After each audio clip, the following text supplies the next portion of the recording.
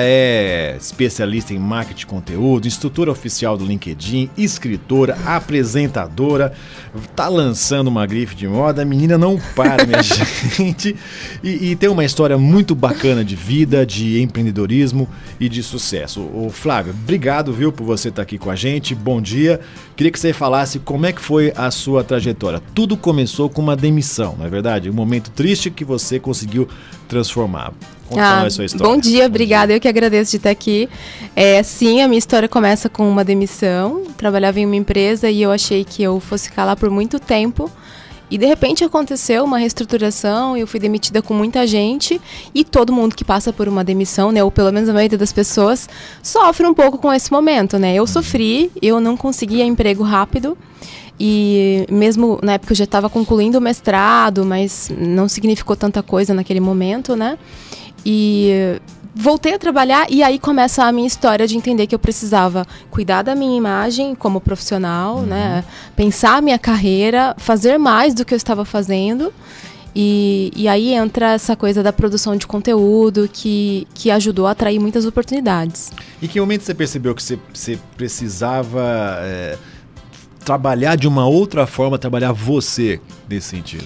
Quando eu perdi o emprego, eu pensei, eu só tinha um plano. E quando eu perdi esse plano, eu fiquei sem nada.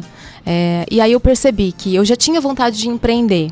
E aí, como funcionária, enquanto funcionária, trabalhando 40 horas por semana, eu comecei a me arriscar no meu projeto empreendedor. Então, eu trabalhava de final de semana, eu trabalhava na hora do almoço, à noite, montava as minhas turmas de cursos, porque eu sempre fui professora, eu queria dar aula. E aos poucos foi dando certo. E junto com o fato de escrever artigos no LinkedIn sobre a minha área, isso começou a atrair muito mais oportunidades. E quando eu vi, eu tinha pelo menos 3 ou 4 planos rodando ao mesmo tempo, até que eu tive que pedir demissão para poder focar, né? Flávia, um bom dia, um prazer recebê-la aqui na Top. Eu tenho certeza que, como você, né, muitas pessoas que estão nos ouvindo agora passam por um momento semelhante, ainda mais hoje, no momento do Brasil, né? Demissão ou conhece alguém que tem alguém que foi demitido, enfim. E aí você viu essa possibilidade, né, de ter que se qualificar mais, ter que buscar novas oportunidades. Quais recados que você passa para as pessoas que estão nesse momento agora, que estão em via de regra ou que acabaram de ser demitidas ou que podem ser demitidas, estão vendo uma situação complicada na empresa? Quais recomendações que você passa para essas pessoas? Bom, são alguns, né? Tanto que assim, eu acabei de publicar meu segundo livro, que é O Me Dê Seu Crachá, Eu Te Acompanho Até a Porta, que tem muitas dessas histórias e também muitos conselhos. De alguém que é super nova ainda, né? Eu tenho 33, mas o que eu vivi, eu quis compartilhar. Mas o que eu posso dizer? Primeira coisa é não ter medo de se reinventar. Às vezes a gente fica muito preso a um nome de cargo, a um status. A gente pensa que só aquela empresa abre portas pra gente. Mas se a gente começa a trabalhar o nosso nome, ele também pode abrir portas. Então, não tem essa coisa assim, necessariamente sou freelance. Poxa, talvez você já seja um empreendedor, talvez você possa se formalizar e começar como MEI, né, como microempreendedor individual, que foi o que eu fiz, e conforme as coisas vão evoluindo, né, você vai adequando o seu negócio e também entender que aquela postura de, eu só trabalho até as 18, eu não faço nada além, também te limita. Então, pensar, será que eu posso fazer mais? Será que eu posso conhecer mais pessoas, ir a mais eventos? Às vezes a gente vai a eventos e pega cartões de visita e pensa, eu não vou nem escrever para essa pessoa, eu não tenho autonomia, eu não vou fechar nenhum projeto com ela. Mas dali um ano, essa pessoa pode ser um parceiro.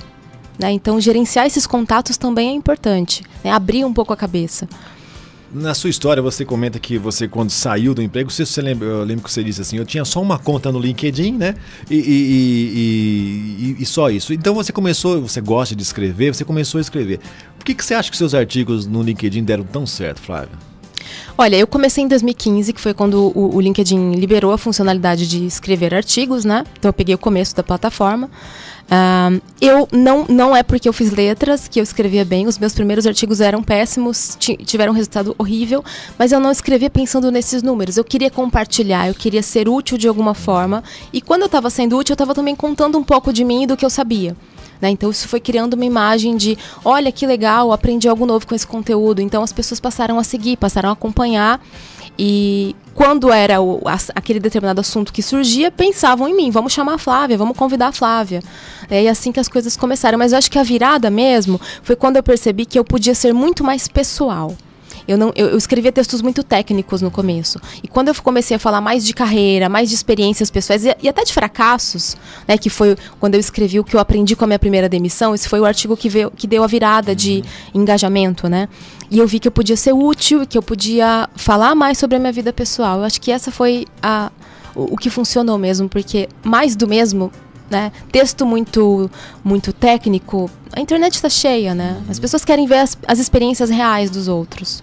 E Flávia, a gente vai falar já sobre o Bauru Innovation Day, né, que acontece hoje aqui em Bauru, e a gente vai falar sobre palestras. Você já tem mais aí de 150 palestras no currículo, bastante coisa, e você fala muito sobre tecnologia e o impacto que a tecnologia tem na vida das pessoas.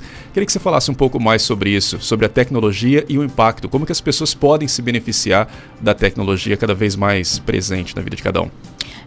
Bem, eu acredito muito, e eu sempre venho falando isso, meu primeiro livro inclusive fala até mais de tecnologia, carreira, tecnologia, inovação, empreendedorismo, hoje está tudo muito próximo, né? Falando em empreendedorismo, quando eu penso nas ferramentas que eu pude usar para empreender, né? Hoje a minha empresa está no meu computador. Então, a gente tem uma possibilidade hoje de, muitas vezes, criar negócios ou de ter acesso a informações de mercado que a gente não tinha antes. E a tecnologia facilita isso, né? Então, a gente tem ferramentas de baixo custo, né? É sempre importante entender que não existe zero custo. Existe baixo custo, pelo menos. Então, uma ferramenta de e-mail, uma ferramenta de comunicação, o fato de poder escrever, tudo isso está relacionado com a tecnologia, te aproxima do seu público, né? Tem um baixo custo e também mostra que o mercado que está se reinventando, profissões deixando de existir, outras surgindo, a gente não pode ficar parado, né? Porque a tecnologia, ela acaba automatizando, ela acaba entrando em alguns processos e eu tenho que me reinventar continuamente como profissional, senão eu fico para trás. E hoje você vai participar do Bauru Innovation Day, né? Um evento que está acontecendo aqui em Bauru, lá na UAB. O que a rapaziada que vai lá participar vai poder ouvir de você hoje? Bom, vai ser a palestra de encerramento, né? Eu vou contar bem um pouco assim dessa trajetória. Muitas coisas que aconteceram e eu não imaginava. Eu fui para a Áustria esse ano fazer um projeto com o LinkedIn. Nunca pensei que eu me tornaria o segundo maior perfil da rede, né? A primeira mulher com mais seguidores, passou de 860 mil já, por conta de conteúdo, de poder compartilhar com as pessoas. Então, vou contar um pouco dessa história, desde a demissão até como eu me reconstruí, como eu comecei a empreender, lições que eu aprendi nesse processo, né, que são importantes, como não se resumir ao seu cargo, como ser mais produtivo no seu dia a dia, contando como as pessoas podem se reinventar, cuidar das suas carreiras e também usar o conteúdo para construir essa imagem positiva. O Eduardo falou aqui no começo do programa, né? A Flávia é instrutora oficial do LinkedIn, é escritora, apresentadora de TV, especialista em mídias digitais e ainda achou um tempo para fazer uma grife de roupa. Fala um pouco mais aí. Primeiro, como é que você encontrou tempo para fazer a linha de roupa e falar também sobre a linha de roupa, um pouco mais sobre isso. Bom, antes eu preciso contar. Eu sempre fui assim muito ativa. Eu sempre queria fazer muitas coisas. Eu gostava de muitas coisas e até me criticavam. Flávia, você tem que focar mais.